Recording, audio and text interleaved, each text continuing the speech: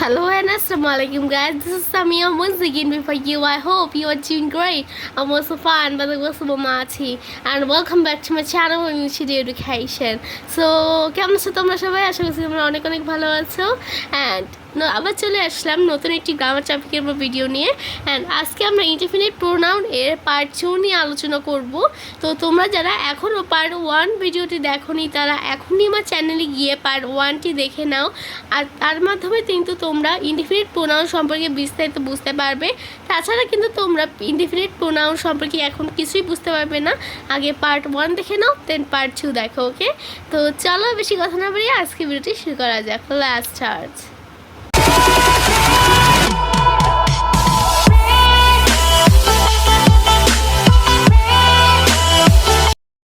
আমরা use of indefinite প্রোনাউন্সের নতুন একটি রুল পেয়ে গিয়েছি। তো সেটি হলো মেনি এর রুল, অর্থাৎ মেনি আমরা কোথায় কোথায় ব্যবহার করতে পারবো। সেটা হলো মেনি প্লুরাল নাউনের পরিবর্তে ব্যবহৃত হয়ে বহু সংখ্যক নির্দেশ করে। যেমন মেনি হলো গিয়ে কি, মেনি বলতে কিন্তু আমরা বেশি জিনিসকে বোঝাই। ফর এক্সাম্পল, কোনো একটা বেশি জিনিস বা একের অধিক বহু সংখ্যক জিনিসকে আমরা নির্দেশ করে থাকি। আর প্লুরাল নাউন হলো গিয়ে সেম, প্লুরাল নাউন একের অধিক বিশেষ যে বহু সংখ্যক রয়েছে সেটি নির্দেশ করতে ব্যবহৃত হয়। সো আমরা বলতে পারি যে many are plural noun equal to same same. আর এর পরিবর্তে এর জন্যই আমরা প্লুরাল নাউনের পরিবর্তে মেনি ব্যবহৃত করতে পারি। ওকে, সো বহু সংখ্যক নির্দেশ করে। For example, we don't have many, আমাদের বেশি নেই।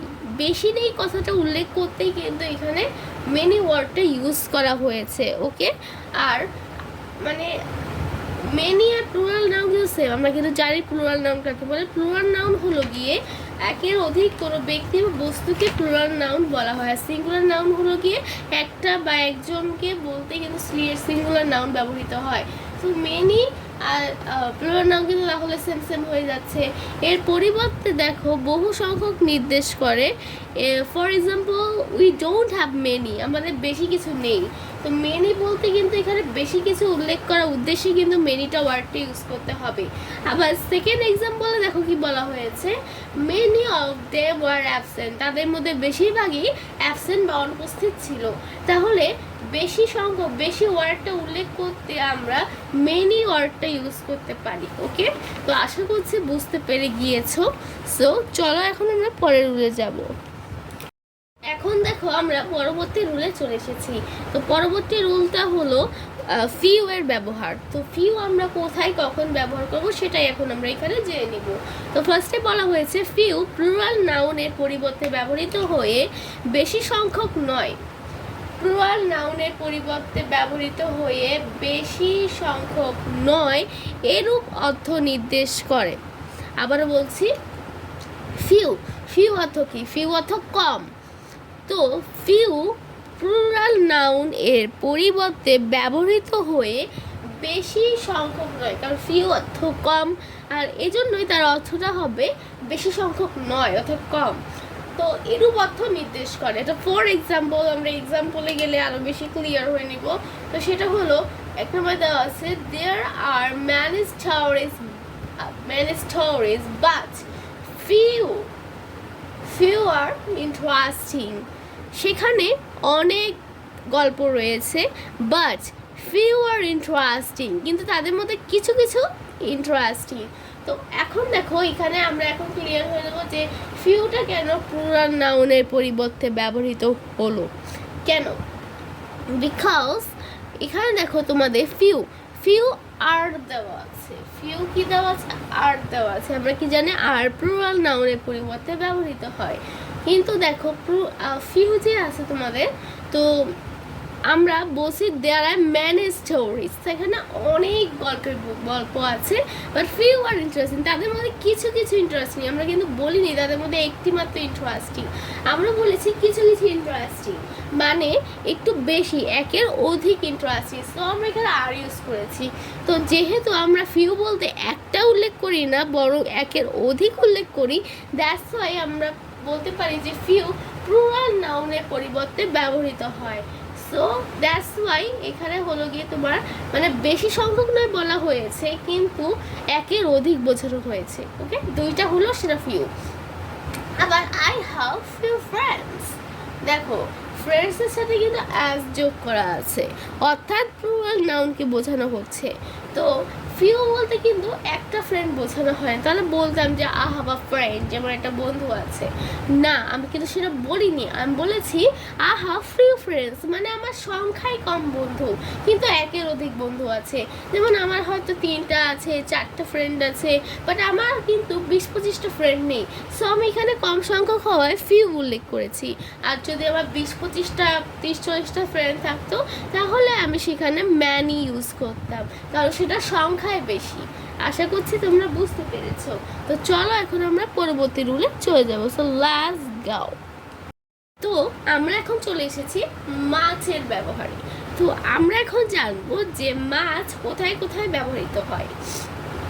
তো ফার্স্ট অফ অল হলো মাছ আনকাউন্টেবল নাউনের পরবর্তীতে মানে পরিবর্তে ব্যবহৃত হয়ে অধিক পরিমাণ নির্দেশ করে। সরি, আমার যদি সাউন্ডটা একটু প্রবলেম হয় প্লিজ এটাকে মাফ করে দেবেন, কারণ আমার শরীরটা বেশি ভালো না, দ্যাটস আমার সাউন্ডটা মাঝে মাঝে একটু ক্লিয়ার নাও হতে পারে। সো প্লিজ আমাকে এর জন্য মাফ করে দেবেন, আমার শরীরটা বেশি ভালো নেই, দ্যাটস ওয়াই। আমার প্রচণ্ড সর্দি কাশি, তো দ্যাটস ওয়াই আমি কথাটা ঠিক মতো বলতে পারছি না। সো প্লিজ আর একটু কষ্ট করে বুঝে নেবে। ওকে, তো দেখো মাছের ব্যবহার কি বলা হয়েছে, আনকাউন্টেবল নাউনের পরিবর্তে ব্যবহৃত হয়ে অধিক পরিমাণ নির্দেশ করে। তো আমরা কিন্তু মেনি শিখে এসেছি। তো মেনি শিখতে কিন্তু কি বলা হয়েছে দেখো, আমরা একটু আগে কিন্তু মেনি এর ব্যবহার শিখে এসেছি, রাইট? মেনি বলতে কিন্তু আমরা শিখে এসেছি যে মেনি কিন্তু মানে বেশি পরিমাণ বা অধিক পরিমাণ বলতে ব্যবহৃত করা হয়, মেনিও কিন্তু অধিক পরিমাণ বোঝাতে ব্যবহৃত করা হয়। আর মাছও কিন্তু আমরা এখানে জানছি যে অধিক পরিমাণ করতে মানে বোঝাতেই ব্যবহৃত হয়, কিন্তু এই দুইটার মধ্যে পার্থক্য কি? আচ্ছা, তো সেটাই আমরা জানি এখন, মেনি আর মাছের মধ্যে পার্থক্য কি। আমি কিন্তু মনে আছে একটা জিনিস, যে আমরা কাউন্টেবল এবং আনকাউন্টেবল নাউনের মানে নাউন শিখেছি, আশা করছি জানি।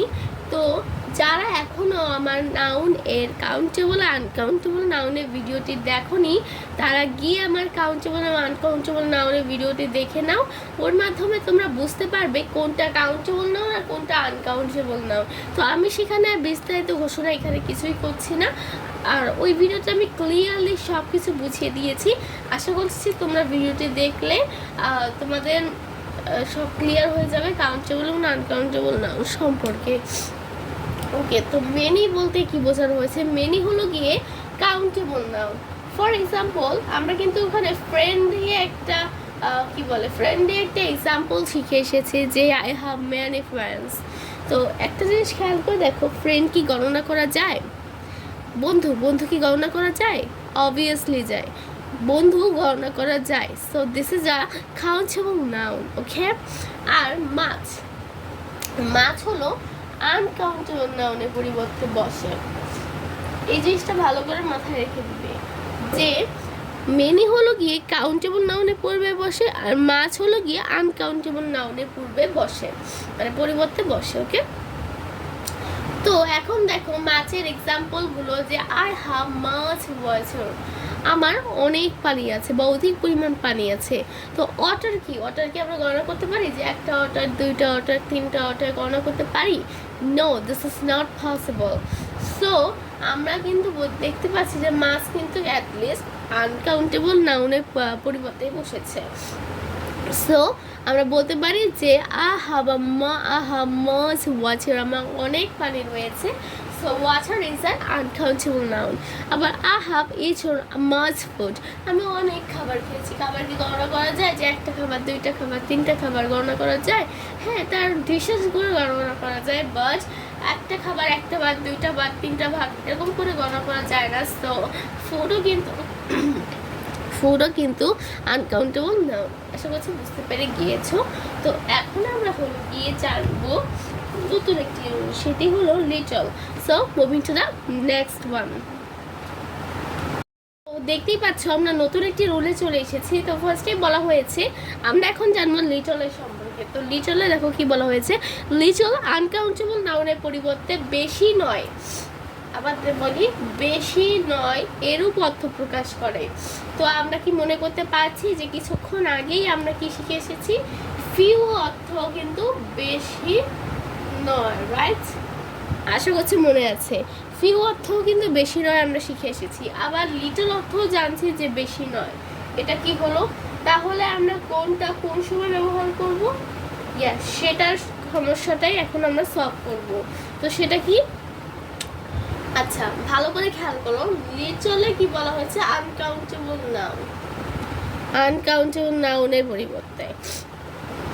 তো আমি আবারও বলছি যে আনকাউন্টেবল নাউন, কাউন্টেবল নাউন সম্পর্কে ভালো জানো না তারা আমার আগের ভিডিও মানে আমার চ্যানেলে আনকাউন্টেবল কাউন্টেবল নাউনের ভিডিওটি দেখে আসবে। আশা করছি তোমরা খুব ভালো মতো সেখান থেকে ধারণা নিতে পারবে যে আনকাউন্টেবল এবং কাউন্টেবল নাউন কাকে বলে। ওকে, আমি আমার যথাসাধ্য শেখানোর চেষ্টা করেছি তোমাদেরকে বোঝানোর জন্য। তো ফিউ একই কথা, মেনি মাছের মতোই। ফিউ হলো গিয়ে কাউন্টেবল নাউনের পরিবর্তে বসে। ফিউ কার পরিবর্তে বসে? ফিউ কাউন্টেবল নাউনের পরিবর্তে বসে। এবং লিটল হলো গিয়ে আনকাউন্টেবল নাউনের পরিবর্তে বসে। কার পরিবর্তে? আনকাউন্টেবল নাউনের পরিবর্তে বসে। ওকে, তো সেরকম বলা হয়েছে। দেখো, আমি আগে বলেছিলাম আই হ্যাভ ফিউ ফ্রেন্ডস, আমার অল্প সংখ্যক বন্ধু আছে। তো বন্ধু কিন্তু গণনা করা যায় যে একটা বন্ধু, দুইটা বন্ধু, তিনটা বন্ধু, চারটা বন্ধু। সো আমরা সেখানে ফিউ ইউজ করেছি। কিন্তু আমরা যদি বলতাম যে I have a little water, আমার অল্প কিছু পানি রয়েছে, সরি এখানে আটা হবে না, I have a little water, ঠিক আছে, আমার অল্প সংখ্যক পানি, অল্প পানি রয়েছে। তো পানি কি আমরা গণনা করতে পারি? অবভিয়াসলি নট, আমরা পানি গণনা করতে পারি না। So water is an uncountable noun and তার পরিবর্তে আমরা অল্প সংখ্যক বোঝাতে লিটল ইউজ করব। আর যদি আমরা বলতাম যে আই হ্যাভ ফিউ বুকস, আমার অল্প সংখ্যক বই রয়েছে, তো বই কিন্তু আমরা গণনা করতে পারি। So this is a countable noun. তার পরিবর্তে তার আগে আমরা ফিউ বসাতাম। ওকে, তো আশা করছি বুঝতে পেরে গিয়েছো। তো এখন আমরা যাব আমাদের আজকে ভিডিও এবং ইনডিফিনিট প্রোনাউনের লাস্ট রুলে। So moving to the last rule, last go. তো আমরা চলে এসেছি লাস্ট রুলে। তো লাস্ট রুল বোঝানোর আগে আমি একটা কথা তোমাদেরকে বলতে চাই যে তোমরা যারা এখনও আমার চ্যানেলটিকে সাবস্ক্রাইব করোনি তারা প্লিজ আমার চ্যানেলটিকে সাবস্ক্রাইব করে দিও অ্যান্ড পাশে থাকা বেল বাটনটি অন করে দিও। যদি তোমাদের আমার ভিডিওটি ভালো লাগে থাকে প্লিজ একটা লাইক করে দিও অ্যান্ড কমেন্ট করো যে তোমাদের ভিডিওটি কেমন লেগেছে, তোমাদের আর কি কি প্রয়োজন গ্রামার টপিকের। প্লিজ আমাকে কমেন্ট করে ইন্সপায়ার করো। তোমাদের কমেন্টটি কিন্তু আমাকে বেশি বেশি ইন্সপায়ার করে আর নতুন নতুন ভিডিও মেক করতে। ওকে, আর প্লিজ এই ভিডিওটি যদি তোমাদের ভালো লেগে থাকে প্লিজ প্লিজ প্লিজ তোমার ফ্রেন্ডস অ্যান্ড ফ্যামিলির সাথে ভিডিওটি শেয়ার করো যেন তারাও এগুলো দেখে উপকৃত হয় কিছুটা হলেও। তোমরা যদি আমার ভিডিও দেখে সামান্য উপকৃত হয়ে থাকো তাতেই আমার এই ভিডিও মেক করা সাকসেস হবে। সো প্লিজ কমেন্টের মাধ্যমে জানিয়ে দিও তোমাদের ভিডিওটি কেমন লেগেছে, তোমরা একটু উপকৃত হয়েছো কিনা। ওকে, প্লিজ আমার এই রিকোয়েস্টটি রাখবে প্লিজ। তো চলো এখন আমরা লাস্ট রুল শিখে নিই। তো কি বলা হয়েছে দেখো, anybody, nobody, everybody, somebody, everyone, someone, no one, নান।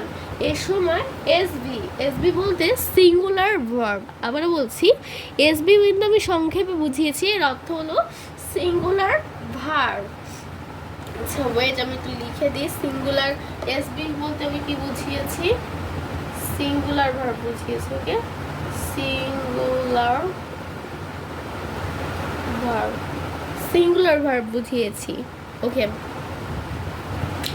তো আবার বলছি, anybody, nobody, everybody, somebody, everyone, someone, no one, none. এই সময় সিঙ্গুলার ভার্ব ব্যবহৃত হয়। অর্থাৎ এগুলো কিন্তু এগুলো ওয়ার্ড থাকলেও আমরা সিঙ্গুলার ভার্ব, অর্থাৎ সিঙ্গুলার ভার্ব আমরা কেমনে বুঝি যে সিঙ্গুলার ভার্ব যদি সিঙ্গুলার পার্সন হয় তাহলে আমরা তারপরে ভার্বের সাথে অ্যাজ বা ইয়েস যোগ করি। ঠিক তেমনই এভরিবডির সাথে সামবডি এগুলো ওয়ার্ড থাকলেও কিন্তু আমরা সেম ইউজ করব। ফর এক্সাম্পল আমরা এক্সাম্পল দেখে নিই। এভরিবডি হেটস আ লায়ার, সবাই একজন মিথ্যাবাদীকে ঘৃণা করে। তো আমরা বলেছিলাম যে এভরিবডি এগুলা থাকলে কিন্তু তোমার সিঙ্গুলার ভার্ব মানে সিঙ্গুলার ভার্বটা ইউজ করতে হবে। সো আমরা ভার্বের সাথে অ্যাজ বা ইয়েস যোগ করেছি। Hates a liar, nobody wants to B unhappy. তো নোবডি থাকলেও কিন্তু তোমার ভার্বে মানে সিঙ্গুলার ভার্ব ইউজ করতে হবে।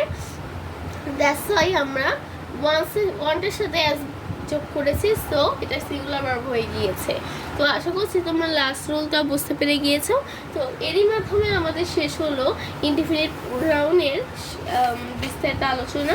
তো নেক্সটে হলো আমরা আলোচনা করব আমাদের নেক্সট যে রুলটি রয়েছে অর্থাৎ ডিস্ট্রিবিউটিভ প্রোনাউন সম্পর্কে আলোচনা করব। তো ততক্ষণ পর্যন্ত সবাই ভালো থেকো এবং আমার নিউ ভিডিওর জন্য ওয়েট করো। চ্যানেলটি প্লিজ সাবস্ক্রাইব করে দিও আর তোমাদের ফ্রেন্ডস ও ফ্যামিলির সাথে ভিডিওটি শেয়ার করে দিও। আজকের মতো এই পর্যন্তই। আল্লাহ হাফেজ, আসসালামু আলাইকুম।